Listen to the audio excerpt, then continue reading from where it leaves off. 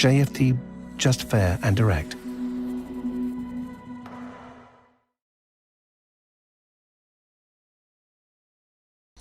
Okay, hello and good morning everyone. Welcome to JFD Traders Espresso with me, Darius Anucauskas. Today's the 10th of February 2021. So yep, welcome everyone. Welcome to this Wednesday's morning session where we're going to have a very quick look at the markets, a few of the charts, the usual stuff. But before we do that, as always, let's quickly have a read through our risk disclaimer. So the content we produce does not constitute investment advice or investment recommendation, should not be considered as such, and does not in any way constitute an invitation to acquire any financial instrument or product. As always, I'll give you a few seconds to read the rest and we can continue.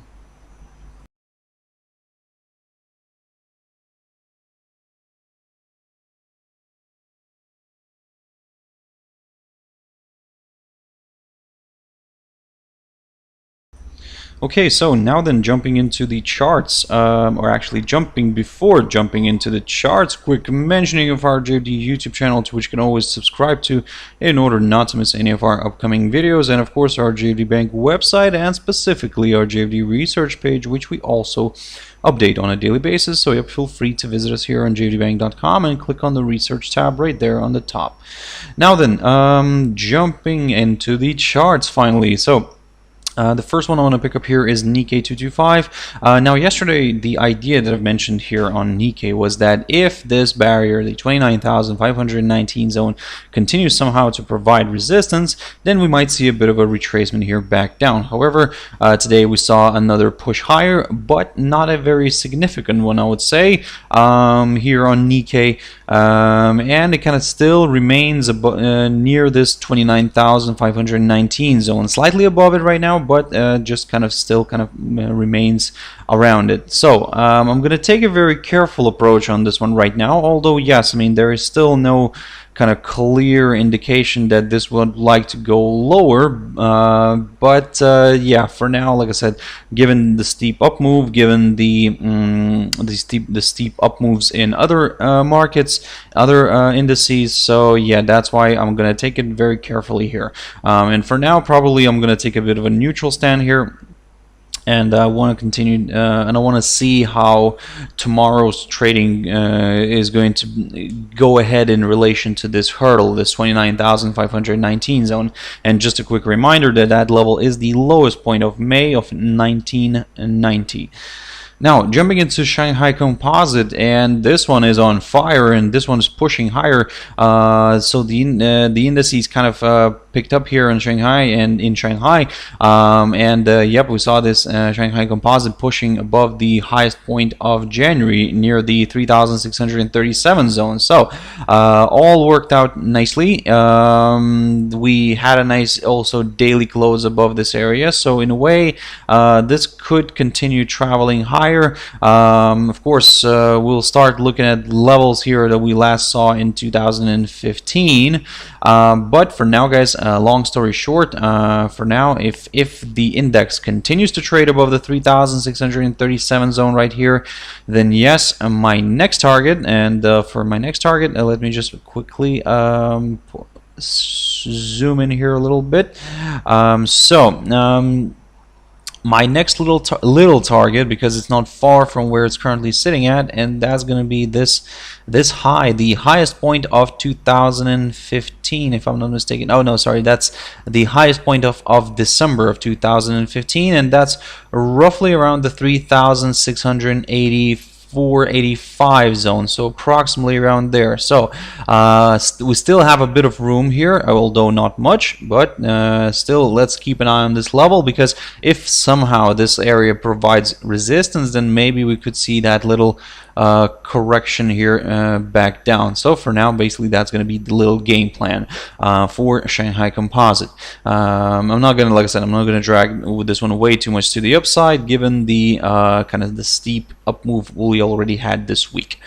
The German index, the DAX, and well, the index here remained above that psychological 14,000 zone. It drifted lower, but yes, as I said, it remained above that 14,000 mark. So in a way, that could be seen as a nice positive thing here. However, we'll be very careful. Yes, we could see this one pushing a little bit maybe further south, but I'll be very careful near this 21-day EMA. Maybe it could provide a bit of support here. Then we could see the index kind of reversing back to the upside. Now, if we take a look at the cash index and where it's currently sitting at, we'll see that the price is actually back above this hurdle right here, this 14,026 zone, marked by the high of the 21st of January. Currently the price is balancing around the 14,057 mark. So will it remain there, or will it go higher? Yes, we'll have to just kind of wait and see here. Of course, also with the German index here, there's no indication of a potential kind of a larger correction to the downside. For me, let's say to consider lower areas, well, what I would like to see here, and let me just get rid of this downside line, I would like to see a drop below this 13,866 territory right here. And then we could go from there, because at the same time the price would be placed below the 21-day EMA, and maybe more sellers could join in here. So be very careful with that. But again, for now, like I said, this little move lower here could be seen as a temporary correction just. But if you want to be a little bit more on the safe side, if you want to be a little bit more on the cautious side, what you could do here is just wait for a pop-up of the all-time high near the 14,169 zone. This way the index would confirm a forthcoming higher high, and yep, higher levels could be met. But again, that's of course if you're a little bit more on the safe side, on the cautious side. So but at the moment right now, be very careful here and continue monitoring this 21-day EMA, because even if we see a decline, let's see if we can actually get a rebound somewhere from around this area. DXY. So DXY pushing lower, and well, I mean, got to admit that this idea didn't really work out, and basically the other idea worked out, where I was saying that if we see a drop below all of these lines here, the upside one and the downside one, and also below the 19.60 zone, now this increases the chances for this index to drift further south. And of course, now looking at this, if the price continues to trade below this area here, below both of these lines, then yep, my next target is the 89.96 zone. So let's see how that's going to play out. For now, I'm leaning a little bit more towards the downside on DXY, but again, let's see how today's day is going to trade. And as I said, if it continues to trade below both of these lines here, then yep, a push lower here could be possible. And for the upside, for me to consider maybe higher levels again, I would like to see a push back above the 91.24 zone, and then kind of go for that upside again. Now jumping into gold, so still slightly on the neutral side on gold, because again we managed to climb back above this 1819 zone right here, which also kind of almost coincides with the 200-day EMA. Now we're kind of getting closer towards this downside line, but as I mentioned to you previously, guys, that I need to see a break of this downside line and a push above the 1875 territory in order to get a little bit more excited with the upside. So again, for now, I'm kind of just observing the price action here, and I'm not really doing much with this one. Oh, by the way, in terms of the economic calendar today, guys, we do have a bit of data, some data that we already got, some inflation figures. Today is a bit of a inflation figure day. So China delivered its CPIs, so kind of the month-on-month and the year-on-year for the month, on a month-on-month and year-on-year basis for the month of January.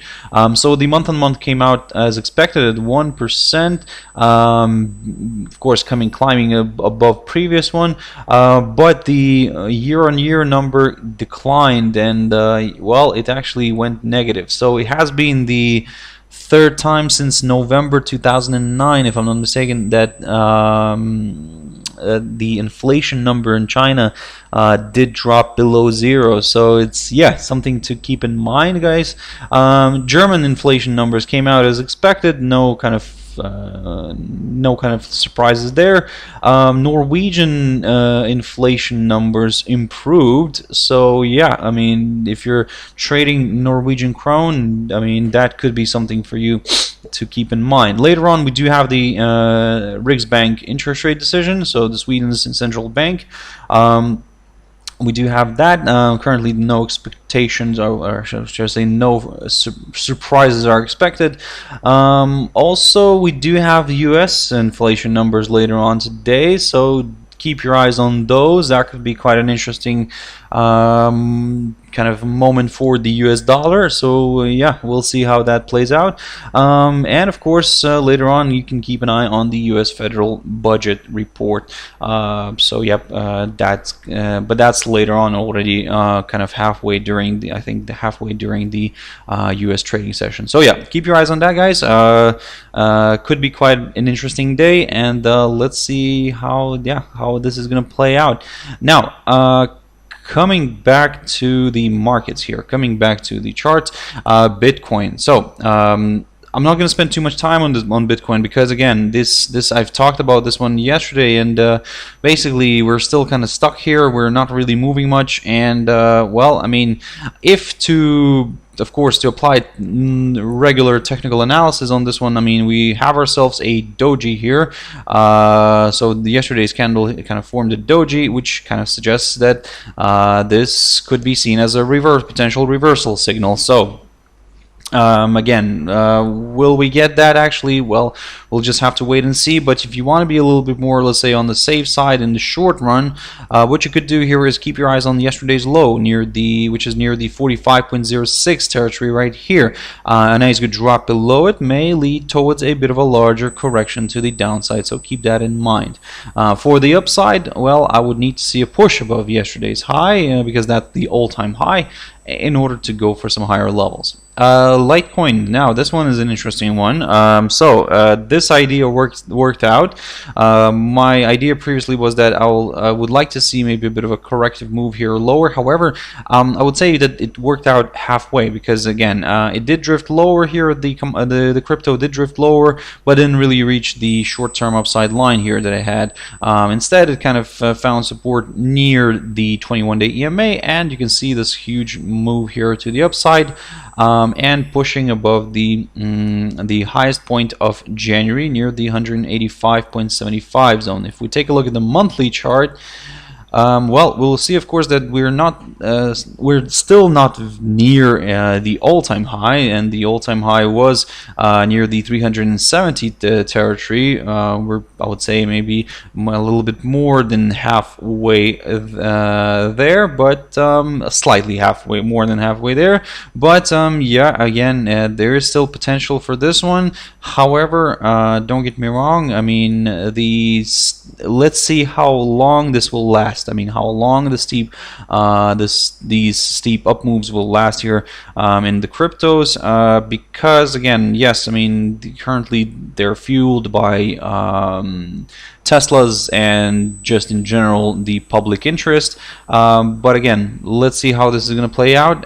For now, yes, I'm leaning a little bit more towards the upside here.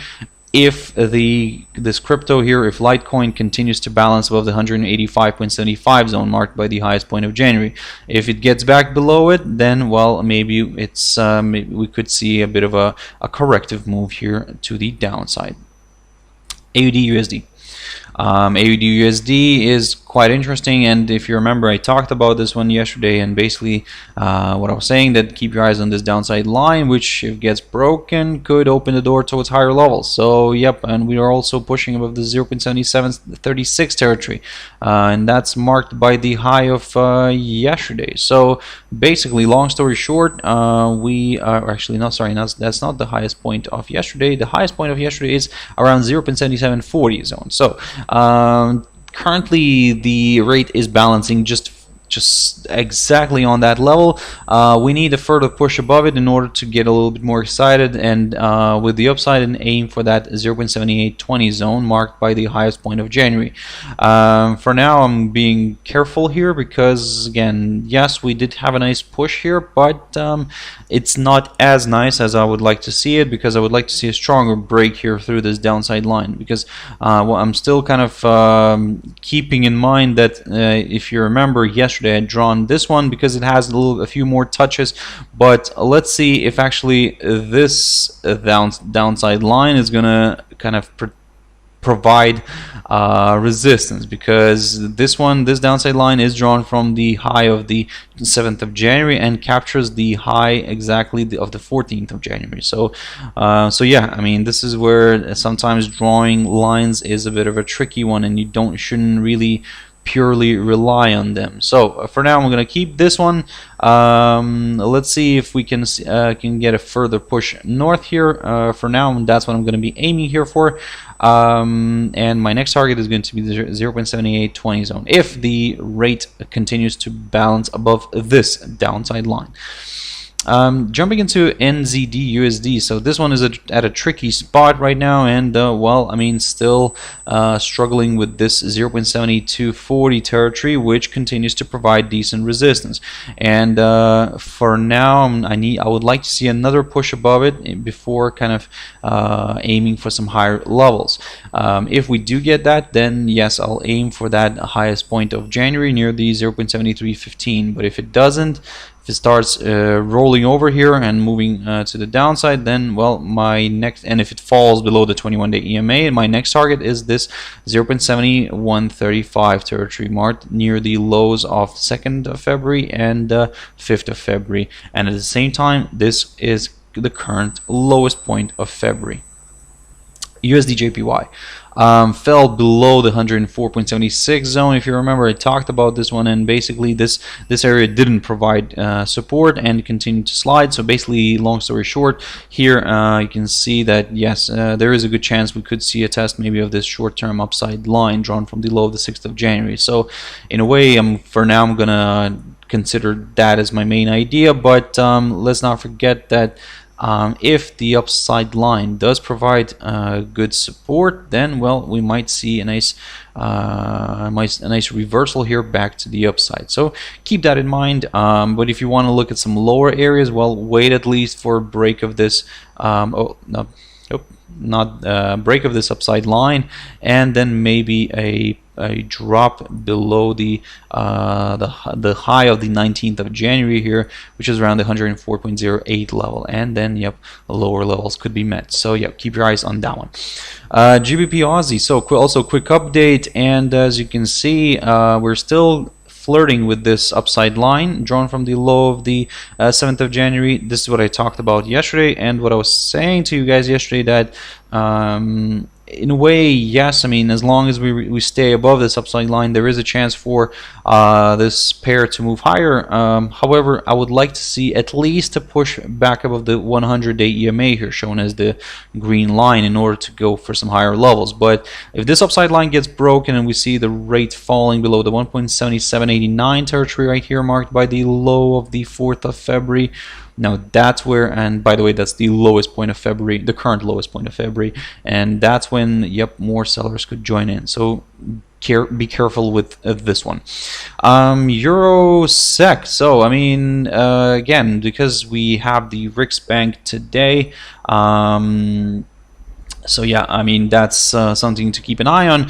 However, looking at this pair, let me just remove all the drawings here. Looking at this pair, I mean, you can see that after hitting the high here in March, the pair really drifted lower here, and it seems that it continues to drift lower.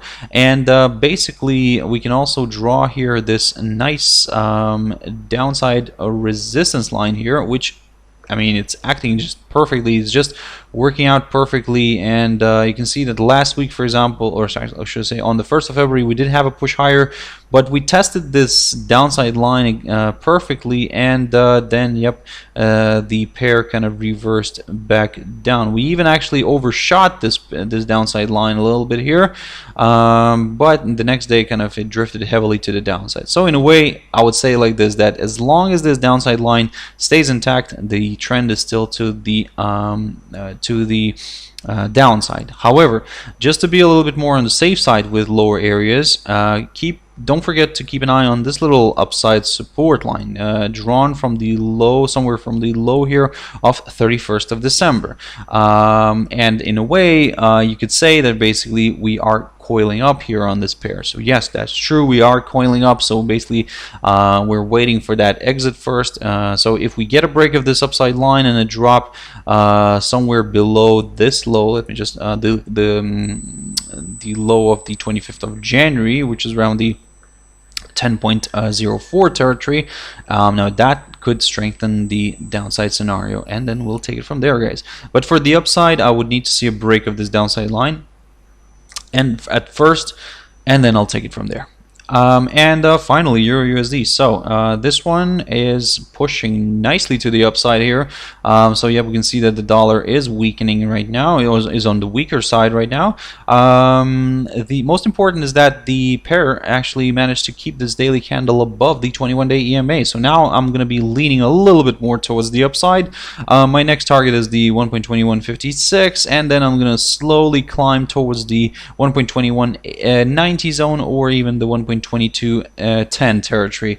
But again, as I said, for now it looks a bit more positive. Like I said, my next target is the 1.2156. Let's see if we can reach that area today, and if we can overcome it as well. So guys, that's it for this session. Really thank you very much, guys, for watching this one till the end and joining in. Thank you very much for your likes, guys. I really appreciate those. So yep, I hope you have a wonderful trading day. Stay safe, have your stop loss in place as always, and yeah, everything will be fine. So have a wonderful day, guys, and I'll see you later. Bye bye.